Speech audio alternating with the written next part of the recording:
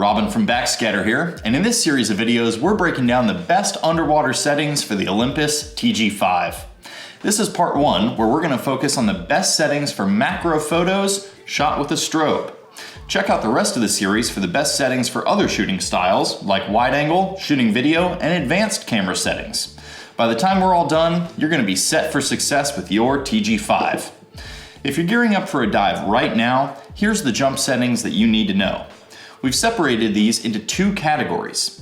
Some of these settings are things you basically just set once on the boat, you set them and forget about them in order to minimize what you need to manage underwater. The other settings we'll refer to as in the water because you may need to adjust these on the fly during your dive. You can download these settings as a helpful little PDF cheat sheet at the link in the video description. We're going to spend the rest of this video giving some context to these settings and how to achieve them on the TG-5. Now before we get hands-on with the camera, let's talk a little bit about what macro shooting means. Macro photography can be anything from a fish portrait or an ID shot, maybe something in that kind of medium to small range, all the way down to those really tight shots of tiny critters and things that cross into the super macro range. And we typically say that if your subject is smaller than a golf ball, then we're shooting macro. So, first things first on the camera.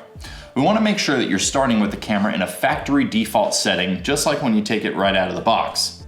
To make sure that you've got a clean slate, hit that menu button, go to the shooting menu 1, reset, assign custom modes, and perform a full reset.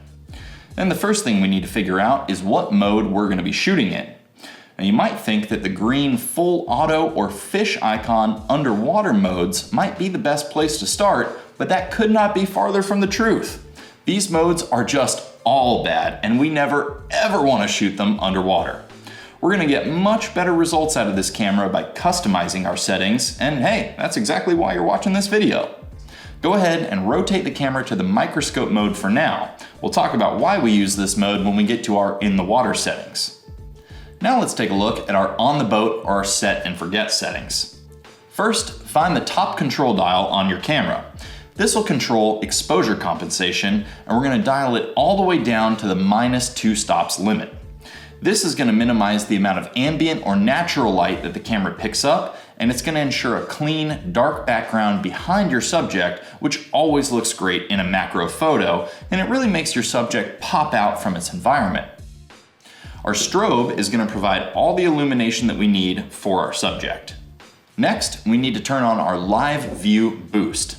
Press the menu button, then scroll down to custom menu, then over to B1 and turn the live view boost on.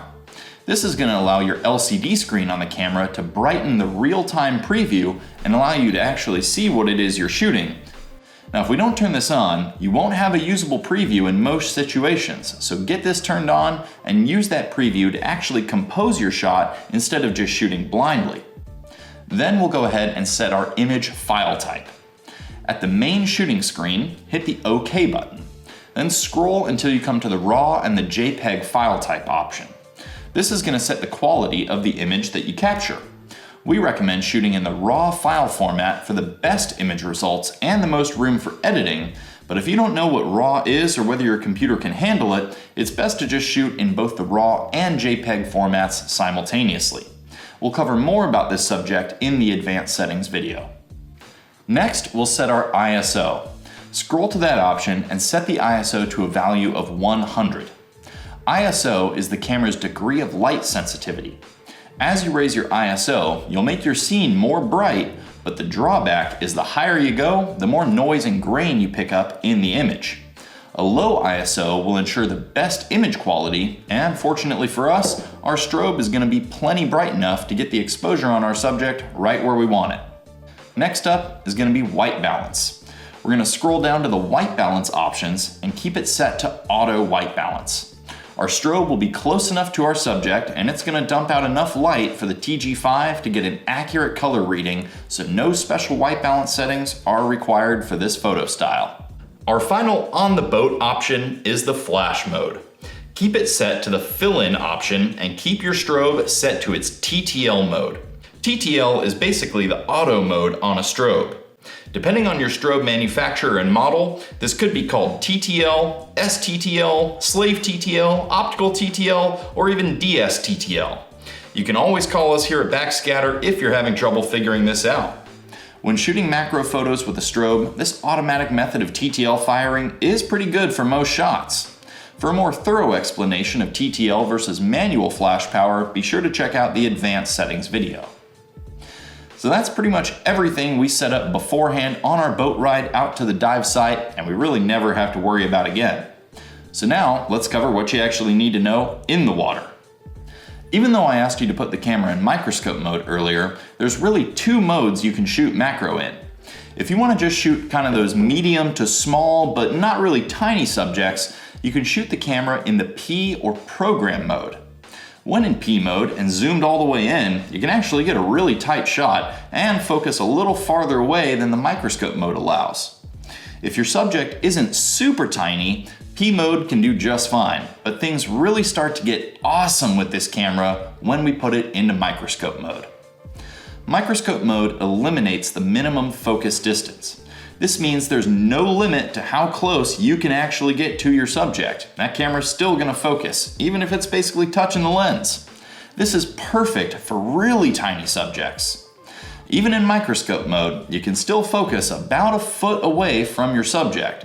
So when you combine this focal range with the zoom of the camera, you're pretty versatile. Versatile enough to compose basically any shot within that macro range, from a fisheye or portrait shot on down to the super macro range. No other camera out there right now can shoot like this, and chances are that's a large part of the reason you bought a TG-5. So get in close, play with the zoom level, use that microscope mode. Remember, when we're shooting macro, our goal is to make tiny stuff look big, so get in there and do it. In order for your shot to really stand out, it's gotta be sharp and in focus. Use the half press of the shutter button to engage the autofocus on the TG-5. So make sure you're lining it up with the most critical detail area of your subject when you do so. Try to aim for the eyeball or something like a snout, an antenna, or whatever really sticks out to you and defines that subject. Remember, when a viewer is looking at your image, you really want them to be compelled and pulled in, and it's often that eyeball or defining feature in tack-sharp focus that does that trick. After that, all that's really left is for you to compose the shot and fire away. Get as close as you can to your subject without spooking it. We usually aim for a range of about 6 inches or so to start off. When it comes to your strobe position, our rule of thumb is to maintain an equal distance between the subject and the lens and the strobe and the lens. As you start off a little farther away from your subject, your strobe's going to be a little farther away too. Then as you move in closer, you can bring it in tighter right over the top of the housing. Now for macro, we're generally keeping the strobe nice and high above the lens of the camera. This helps preserve some shadow underneath the subject, and what we're really trying to avoid here is lighting up water in between the lens and the subject. That's how you get all that stuff in the water to reflect back and create backscatter in your image. What we're really trying to do here is light only the subject and not the water in between the subject and the lens. After getting this all lined up, take a few test shots and see how they come out. Then adjust your strobe position as you see fit and keep shooting. Remember, the more shots you take and the more you review and adjust, the higher the likelihood of getting that really epic keeper shot. Make sure you use a high capacity memory card and take as many shots as you need to, either until you're confident that you've nailed it or the subject or the conditions just don't want to cooperate anymore. So there you have it. With these settings and techniques, you're all set for success when it comes to using the TG-5 for macro photos with a strobe. All that's left for you to do is get out there and start shooting. Be sure to watch the rest of the videos in this series to get the most out of your TG-5. Purchases from Backscatter always include free lifetime tech support just like this, and we dive, shoot, and service everything we sell. So when you need help, you're getting it from a team of experienced underwater photographers. I'm Robin from Backscatter signing off, and don't forget to check those O-rings.